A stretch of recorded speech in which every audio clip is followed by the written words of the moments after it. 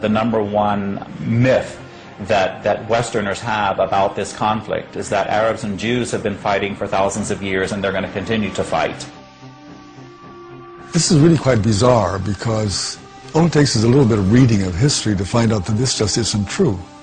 There is no congenital historical enmity between the Arabs and the Jews. The Jews flourished in the Arab world at a time when they were being persecuted throughout all of Europe. At the end of the 19th century, because of anti-Semitism in Europe, European Jews began to try and figure out a solution to the Jewish problem. A very small minority adhered to Zionism, the idea that the only place in which they could be safe is within a Jewish state. Zionist Jews actually had a design on the land of Palestine, the idea of creating a homeland for Jews in the land of Palestine. And this is really the beginning of the conflict. The mainstream Israeli Jewish society believed, because that's the way they had been educated, that Palestine was empty, had been empty when the Jewish settlers came there. Who paid the price when they settled there? Is it really true that Israel was a land without a people for a people without a land? Palestine was not empty. It was a land populated by Arabs who had a high level of culture, high level of education. With farms and markets and towns and villages and roads and commerce and lots of interaction with the rest of the world. The population was overwhelmingly Arab.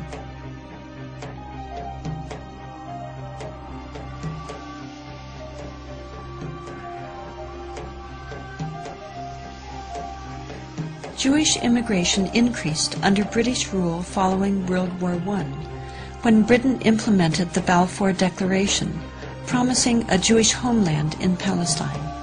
This measure conflicted with Britain's previous promise of self-rule for Arab inhabitants throughout the region. Britain was basically extremely supportive of the Zionist movement. It helped to establish all of the structures of a state. At the same time, the Arabs of Palestine were denied the right of self-determination.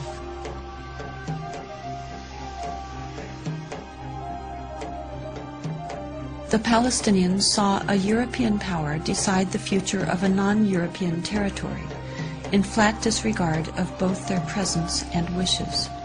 In the 1920s, as land was being stripped away from local residents, the first clashes between Palestinians and Jews began, and would continue on for years to come.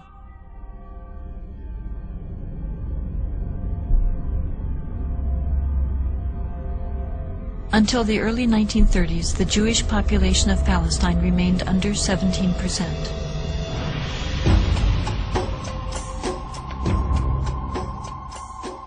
Hitler's rise to power in Germany completely changed that. In just 5 years, 174,000 Jews flooded into Palestine, doubling their population.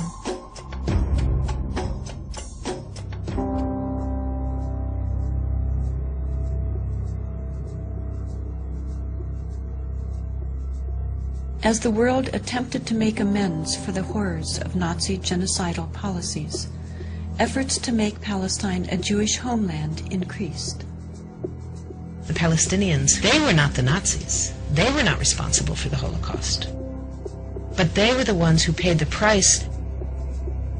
In 1947, with the conflict spiraling out of control, Britain decided to turn the problem of Palestine over to the United Nations. The UN, under pressure, proposed to divide the land into two states, an Arab state and a Jewish state. Arabs were to be given 43% of the land, despite the fact that they made up more than 2/3 of the population and owned over 92% of the land. Jews were to be given 56%, although they comprised only 1/3 of the population and owned less than 8% of the total area. Nevertheless, they were given not only most of the land, they were given the most fertile land. Zionist leaders took advantage of their superior military preparation and immediately began occupying major Arab cities in Palestine.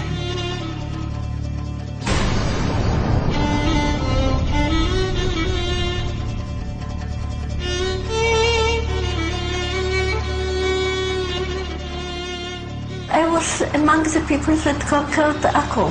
When we were walking around, we entered the flat. There was a pair of shoes of a small child, maybe 2 years old. They didn't have time to put on the shoes, so they left the shoes and they ran away. They left everything.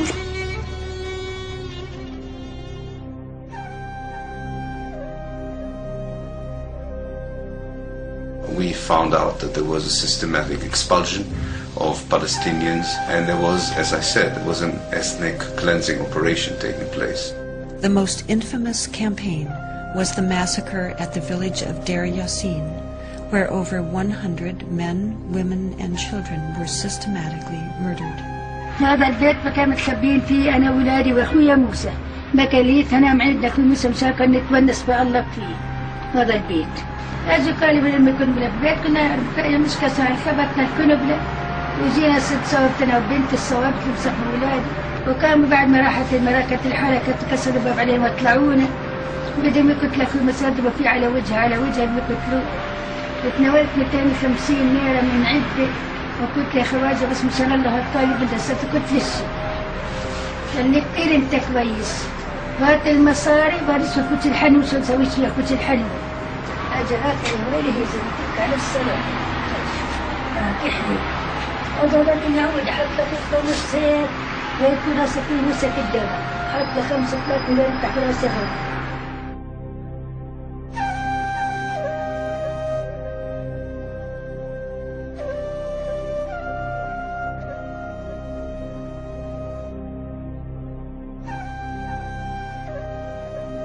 The ruthlessness of the attack on Deir Yassin drove fear and panic into the Palestinian population and led to the flight of unarmed civilians from their homes all over the country.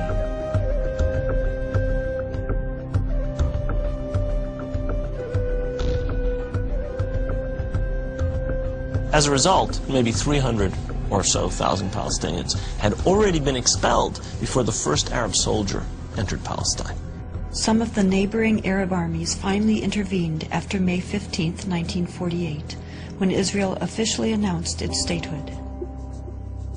Although there was a lot of war rhetoric on the Arab side, very few soldiers, Arab soldiers, were sent into the battlefield.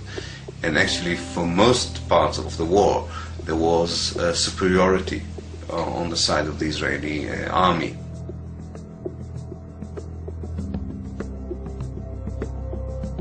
The Israeli army cleansed much of the territory and took over a large part of the designated Palestinian state. The new state of Israel encompassed 78% of the total land of Palestine.